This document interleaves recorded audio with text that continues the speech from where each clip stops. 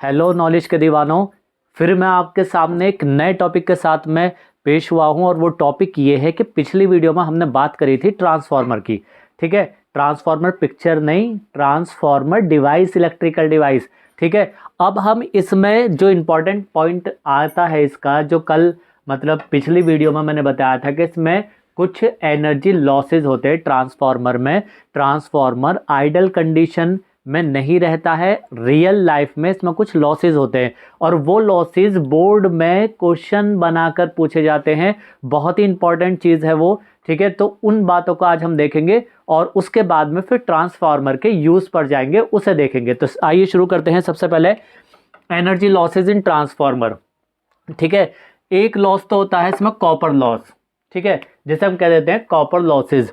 अब ये copper loss क्या है या कॉपर लॉसेज कह सकते हैं आप, ये क्या है तो इसे समझिए। देखिए, ट्रांसफार्मर में आपको पता है कि ट्रांसफार्मर में कॉइल मतलब एक कोर होती है और वो कोर किस चीज़ की होती है? सॉफ्ट आयरन की होती है। ठीक है, ये आपकी जो कोर है ये सॉफ्ट आयरन की है।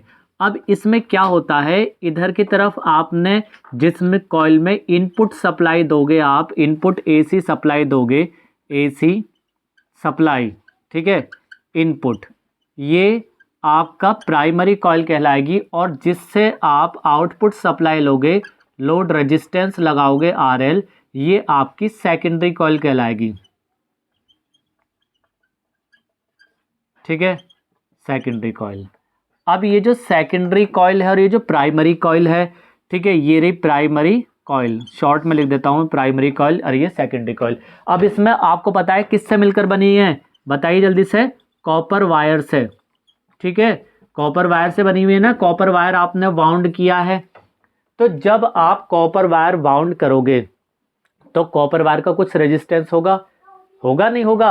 और जब इसमें करंट फ्लो होगा तो करंट फ्लो होने पर, जब इस प्राइमरी कॉइल में करंट फ्लो होगा, इसके इंडक्शन की वजह से, म्यूचुअल इंडक्शन की वजह से यहां पर करंट फ्लो होगा, तो इसमें आपका हीट लॉस होता है। ठीक है, हीट लॉस होता है जिसे हम जूल्स हीटिंग लॉस भी कह सकते हैं। तो इसमें जो हीट आती है H इज इक्वल टू, वो आपको बराबर होती है I स्क्वायर RT।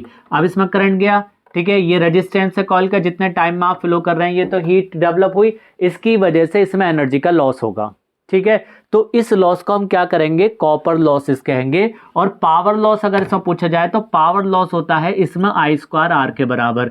ये इसमें क्या है बच्चों? पावर लॉस है। क्या है ये? Power loss. ठीक, तो ये जो पावर लॉस है P is equal to I square R, और ये कैसे गया? जब हम किसी भी ट्रांसफार्मर की प्राइमरी कॉइल में करंट फ्लो करेंगे, अल्टरनेटिंग करंट फ्लो करेंगे, तो वहां पर हीट डेवलप होगी जिसकी वजह से एनर्जी का लॉस होगा। तो इस लॉस को हम कहते हैं कॉपर लॉस। अब हम इसे मिनिमाइज कैसे कर सकते हैं? क्वेश्चन ये आता है। तो आप इसे मिनिमाइज कैसे करेंगे? जल्दी बताओ, दिमाग लगाओ। रेजिस्टेंस किसी भी कॉइल का कब कम हो सकता है? तो वायर की लेंथ कम कर दें, लेकिन लेंथ तो हमें कम करनी नहीं है, हमें जितने टर्न्स चाहिए उतने ही टर्न्स हम लेंगे। तो हम वायर के एरिया को बढ़ा देंगे, यानी कि एरिया को बढ़ा देंगे। और जब हम एरिया को बढ़ा देंगे तो वहां पर रेजिस्टेंस जो है वो घट जाएगा, क्योंकि आपको पता है रेजिस्टेंस इनवर्सली प्रोपोर्शनल होता है एरिया के। तो thick wire, thick copper wire लेंगे, इसका THIC के थिक कॉपर वायर लेकर आप इस वाले लॉसेस को, इस वाले कॉपर लॉसेस को मिनिमाइज्ड कर सकते हैं। पहला पॉइंट क्लियर। दूसरे पॉइंट पर चलते हैं। देखिए, फ्लक्स लॉसेस, फ्लक्स लॉसेस पूछा जा सकता है आपसे, या फ्लक्स लीकेज पूछा जा सकता है। ठीक है, ये दोनों ही एनर्जी के लॉस है। और फ्लक्स लॉस क्या होता है? देखिए, जब हम कपलिंग करते हैं प्राइमरी और सेकेंडरी कॉइल की, तो उनकी कपलिंग सही तरीके से ना होने की वजह से मैग्नेटिक फ्लक्स प्राइमरी कॉइल का सेकेंडरी कॉइल से पूरा लिंक नहीं होता, जिसकी वजह से वहां पर एनर्जी लॉस होता है, जिसे हम फ्लक्स लॉस कहते हैं, फ्लक्स लीकेज भी कहते हैं। अब इसे मिनिमाइज कैसे कर सकते हैं? इसके ऊपर बोर्ड में क्वेश्चन पूछा जाता है। तो इसे मिनिमाइज करने के लिए पिछली वीडियो में मैंने आपको कोर दो टाइप की बताई थी जो ट्रांसफार्मर में यूज होती है। एक तो होती है कोर टाइप और एक होती है शेल टाइप। ये जो थी, ये कौन सी कोर है? Core type. और जो दूसरी वाली होती है, जो ऐसी कोर होती है, देखिए जरा जल्दी से, बस मैं एक रे डायग्राम सा बना रहा हूं इसका। ये इस टाइप की जो कोर होती है, नॉलेज के दीवानों, वो कोर कौन सी कहलाती है? वो कहलाती है आपका शेल टाइप। तो इसमें तो ये दोनों प्राइमरी भी और सेकेंडरी कॉइल भी अलग अलग हैं, तो जो इसका फ्लक्स होगा मैग्नेटिक फ्लक्स वो इससे पूरा लिंक नहीं हो पाता है, जिसकी वजह से फ्लक्स लीकेज होता है। यहाँ पर फ्लक्स लीकेज या फ्लक्स लॉस ज़्यादा होता है। ठीक है, अब उसके बाद अगर हम ये वाली कोर ना लेकर, आप कोर टाइप ना लेकर आप कैसे ले सकते हैं? शेल टाइप ले सकते हैं। तो शेल टाइप में क्या होगा? प्राइमरी कॉइल इसके ऊपर होगी वाउंड यहाँ पर, और सेकेंडरी कॉइल भी इसी के ऊपर वाउंड होगी, और यहाँ पर कपलिंग जो होगी वो प्रॉपर हो जाएगी, और प्रॉपर होने की वजह से फ्लक्स लीकेज जो होगा, फ्लक्स LEAKAGE, फ्लक्स लीकेज जो होगा वो मिनिमाइज्ड हो जाएगा, जिसकी वजह से हम इस फ्लक्स लॉसेस को मिनिमाइज कर सकते हैं इस वाली कोर का इस्तेमाल करके। राइट, दूसरा पॉइंट, पहला पॉइंट क्लियर, दूसरा पॉइंट क्लियर। अब आता है, कभी कभी आपसे पूछा जाता है कि ट्रांसफार्मर में आयरन लॉसेस क्या होते हैं? तो आयरन लॉसेस को दो कैटेगरी में डिवाइड किया गया है, एडी करंट लॉस और हिस्टैरिसीस लॉस।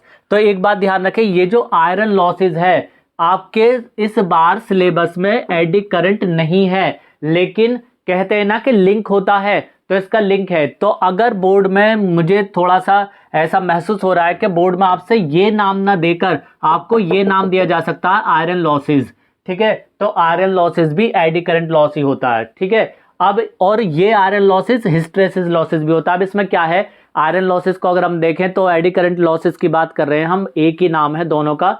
तो अब अगर हम इसके बाद देखें तो ये क्या होता है, देखिए ये ऐसा होता है कि जब आप इस ट्रांसफार्मर में करंट पास करते हैं तो यहां पर क्या होता है, मैग्नेटिक फ्लक्स में चेंज होता है।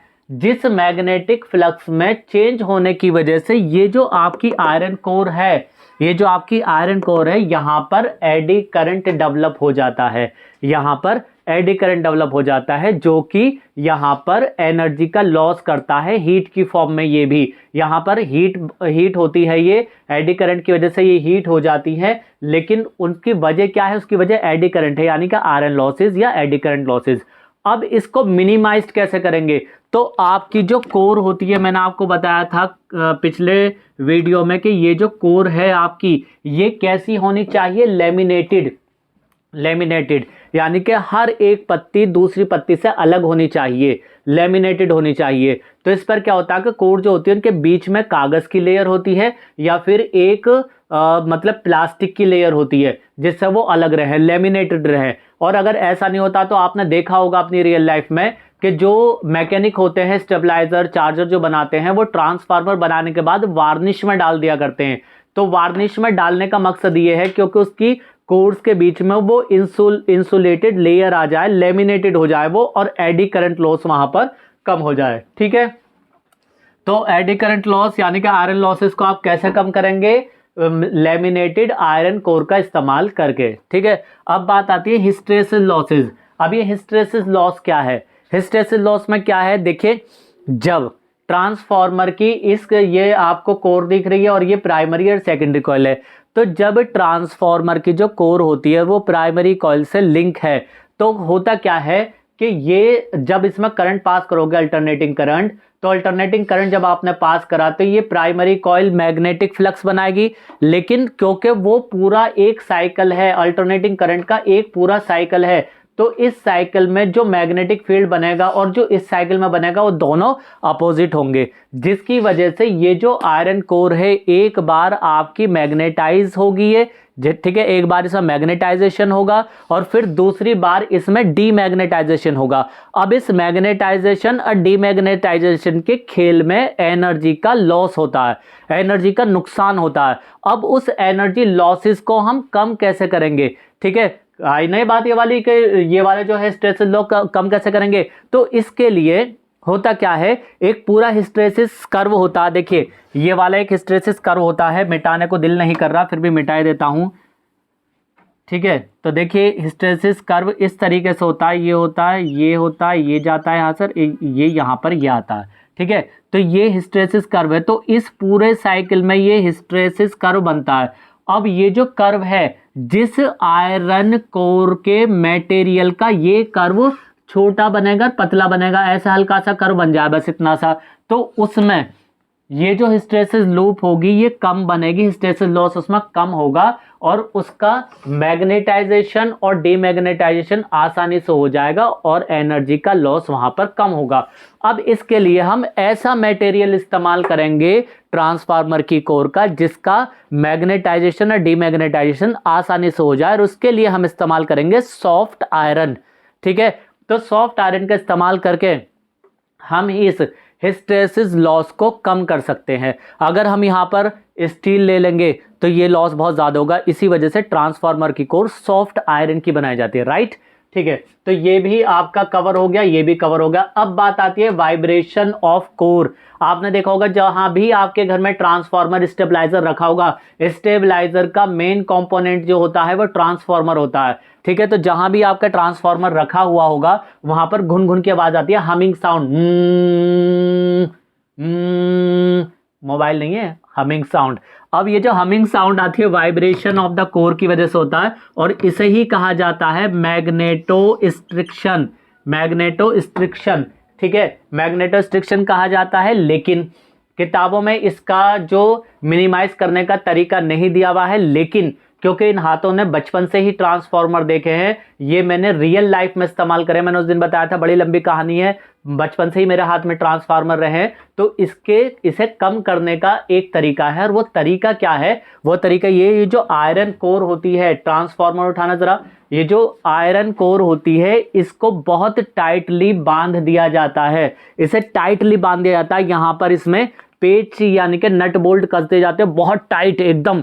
ठीक है, तो जिसकी वजह से हमिंग लॉस जो है यानी कि वाइब्रेशन जो है कोर का एक कम हो जाता है और इसकी वजह से हमारी एनर्जी बच जाती है। देखिए ये जो ट्रांसफार्मर है इसमें इस लॉस को कम करने के लिए यहां पर वेल्डिंग कर दी गई है, वेल्डिंग किट, जहां ये पूरी पत्तियां आपस में बिल्कुल एक रहें और हमिंग लॉस बिल्कुल इसमें ना के बराबर हो। दिख रहा है आपको? दिख रहा है? विजिबल है? कैमरामैन दिख रहा है बच्चों को? ठीक है, ओके। अब ये जो है ये आपके सारे लॉसेस कवर हो जाते हैं। अब हम पढ़ेंगे ट्रांसफार्मर के यूज के बारे में। ठीक है, अब हम पढ़ेंगे ट्रांसफार्मर के यूज के बारे में।